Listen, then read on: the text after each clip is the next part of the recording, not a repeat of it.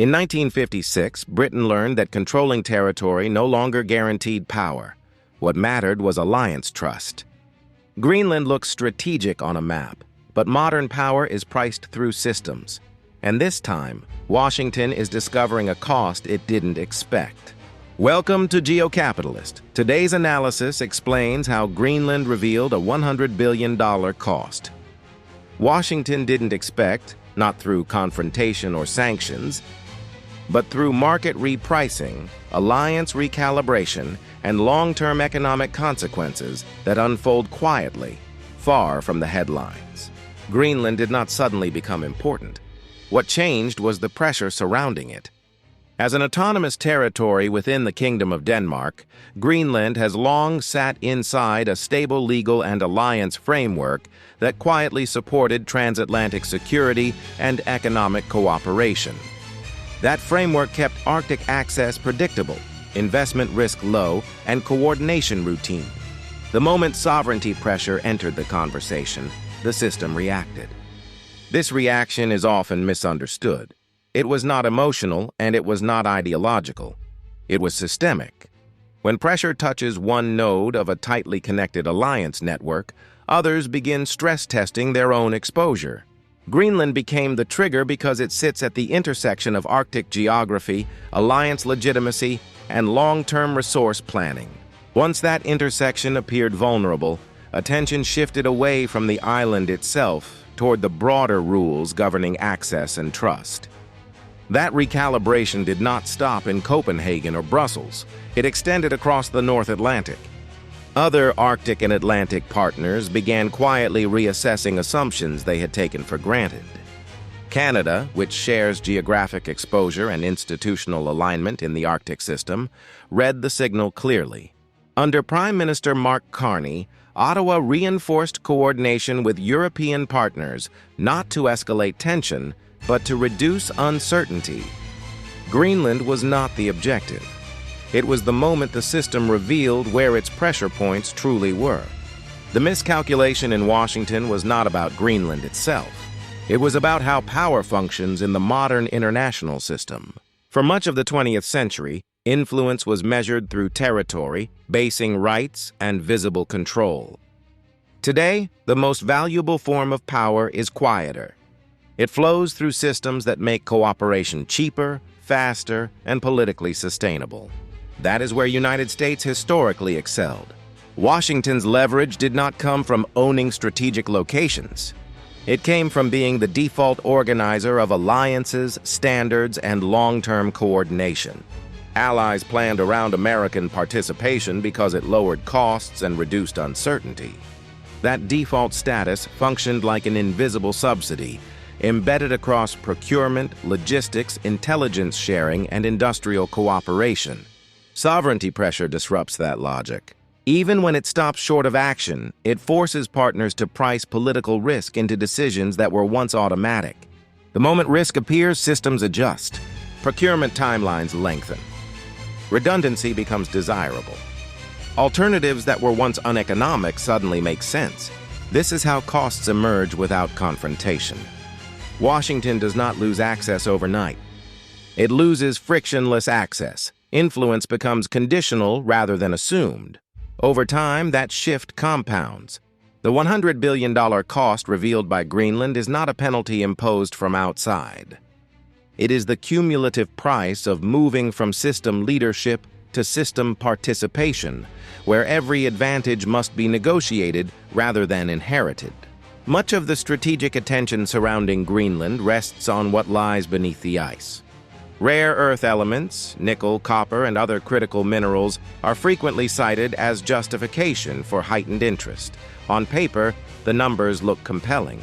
Assessments referenced by institutions such as the United States Geological Survey suggest Greenland holds significant untapped mineral potential.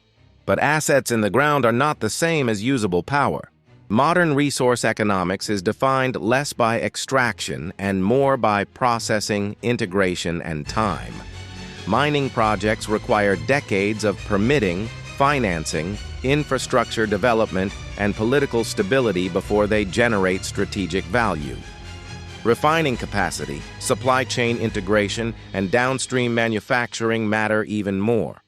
Without those layers, raw materials remain stranded assets. This distinction is critical. Greenland's resources cannot be converted into leverage quickly, cheaply, or unilaterally. Any attempt to accelerate control would still face long development timelines and reliance on external processing ecosystems. That reality undermines the assumption that territorial influence translates into immediate advantage. Markets understand this difference intuitively. Investors price timelines. Allies price risk. When pressure is applied in pursuit of assets that cannot deliver near-term capability, the response is not alarm.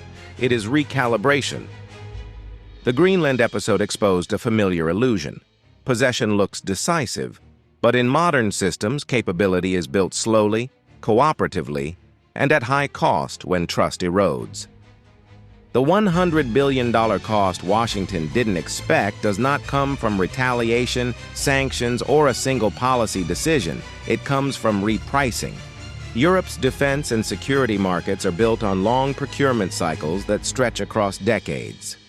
Decisions made today determine who designs systems, who integrates software, and who controls sustainment and upgrades well into the 2030s and 2040s. Even a small change in those future decisions has large consequences. Europe's combined security and defense spending is now measured in the hundreds of billions annually. If Washington's role shifts from default integrator to conditional participant in just a fraction of future programs, the cumulative value displaced over 10 to 15 years easily approaches $100 billion. This is not money taken away. It is money that simply never materializes. What accelerates this repricing is uncertainty. Once partners begin factoring political risk into long-term planning, diversification becomes rational. Europe looks for redundancy, shared ownership, and alternatives that reduce exposure. This is where Atlantic partners beyond Europe quietly matter. Canada, under Prime Minister Mark Carney, signals continuity and financial discipline at a moment when predictability is scarce. That does not replace Washington, but it narrows its margin. The cost, then, is structural. Washington still participates, but participation without primacy is more expensive, less efficient, and far harder to reverse once markets adjust their expectations. Europe's reaction to the Greenland episode has often been misread as defiance. In reality, it looks far more like risk management. European institutions and governments are not preparing for confrontation with Washington. They are preparing for uncertainty. In large, capital-intensive systems, uncertainty is what drives structural change. Defense and security markets are particularly sensitive to this dynamic. Programs last decades. Supply chains span borders. Political assumptions must hold long after today's leaders leave office. When those assumptions weaken, even slightly, planners respond by building resilience. That means diversification, shared ownership, and a greater emphasis on internal capacity where feasible. None of this requires public confrontation. It happens quietly through procurement rules, industrial policy, and long-term planning documents. The European Union, for example, already possesses mechanisms designed to strengthen internal coordination without framing them as opposition to allies. These tools are now being interpreted through a different lens, not how to exclude Washington, but how to ensure Europe is never dependent on a single external decision-maker. That distinction matters. From Washington's perspective, this shift feels subtle but consequential. Contracts are not canceled. Cooperation does not end, but automatic preference disappears. Each future decision carries more conditions, more negotiation, and more friction.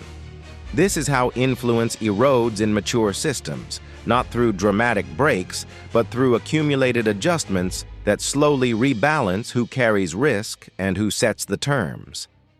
The logic revealed by Greenland does not stop at Europe's borders.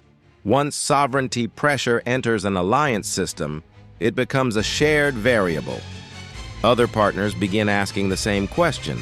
What assumptions can no longer be taken for granted? Across the North Atlantic, that question resonates most clearly in Canada, where geography, alliance commitments, and Arctic exposure closely mirror Europe's concerns. Canada's response has been measured, not rhetorical. The objective is not to challenge Washington, but to ensure that norms remain durable before ambiguity becomes precedent. Under Prime Minister Mark Carney, Ottawa has leaned toward reinforcing alignment with European partners through institutions rather than statements. This reflects a sober calculation. If pressure around sovereignty becomes normalized, the risk is not confined to one territory or one ally. It becomes systemic. Canada's position is shaped by self-interest as much as solidarity. The same Arctic environment that elevates Greenland's importance also defines Canada's strategic exposure. By supporting European norms now, Ottawa reduces the likelihood of facing higher costs later. This approach strengthens the Atlantic system as a whole, but it also narrows Washington's room for frictionless leadership. As more partners quietly reinforce rules and coordination, influence shifts from assumption to negotiation, and that transition carries a price. As Atlantic partners recalibrate, it is tempting to frame the outcome as a simple redistribution of influence within the West. The reality is more complex. When integrated systems fragment, the immediate beneficiaries are often neither side of the original relationship. They are the actors that sit at critical choke points. In this case, that means China. China's advantage is not ideological alignment with Europe, nor is it the prospect of replacing Washington as a security guarantor. It is structural. Processing capacity, industrial scale, and centralized supply chains allow China to act as a toll collector when others diversify. As Europe reduces dependence on any single partner, it still requires inputs, components, and processing that cannot be replicated quickly or cheaply. Fragmentation raises transaction costs. Centralized capacity absorbs the margin. This dynamic does not represent a strategic victory for Beijing in the traditional sense. It represents leverage gained by default. Every additional layer of redundancy and autonomy pursued elsewhere increases the value of existing hubs that can meet demand at scale. Washington understands this logic well. It has benefited from it for decades. The difference now is that uncertainty redirects where rents accrue. The Greenland episode accelerates this shift indirectly. As trust within the Atlantic system becomes more conditional, efficiency declines. In global markets, inefficiency creates opportunity. The longer fragmentation persists, the more value migrates toward actors positioned to intermediate, process, and supply without political friction. That outcome was never the objective, but systems move where incentives lead. The lesson revealed by Greenland is not that Washington is losing power. It is that power has become more expensive to use. For decades, the United States benefited from a unique position inside the transatlantic system. Its leadership reduced uncertainty, lowered coordination costs, and allowed allies to plan around American participation with confidence. That role created economic advantages that rarely appeared on balance sheets but shaped markets over generations. When that confidence weakens, even slightly, the system does not collapse. It adapts. Influence shifts from default to conditional. Leadership becomes situational rather than assumed. The result is not exclusion, but repricing. Each future decision requires more negotiation, more redundancy, and more political insurance. Over time, those frictions compound into real economic cost. The $100 billion figure attached to Greenland reflects this process. It is not a loss imposed from outside. It is the cumulative value of opportunities that become harder to secure once trust is no longer automatic. Markets respond faster than diplomacy. Procurement timelines adjust. Capital flows hedge. Institutional memory shifts. For Washington, the strategic takeaway is clear. In a system built on alliances, credibility is not an abstract virtue. It is a financial asset. When pressure raises doubts about how that asset is used, The cost does not arrive all at once. It accrues quietly, embedded in decisions that shape the next 20 years. Greenland did not create a new conflict. It exposed how fragile cost advantages become when trust is questioned. The $100 billion cost Washington didn't expect is not a penalty or a defeat. It is the long-term price of making influence harder to deploy. In modern geopolitics, power rarely disappears. It gets repriced. And once that repricing begins, reversing it is far more difficult than preventing it in the first place. And there you have it. If you found this breakdown valuable, watch our next video. It connects directly to what's unfolding. And don't forget to subscribe. Your support helps us decode these global shifts without compromise. This was Greenland revealing a $100 billion cost Washington didn't expect. Thanks for watching, and we'll see you in the next video.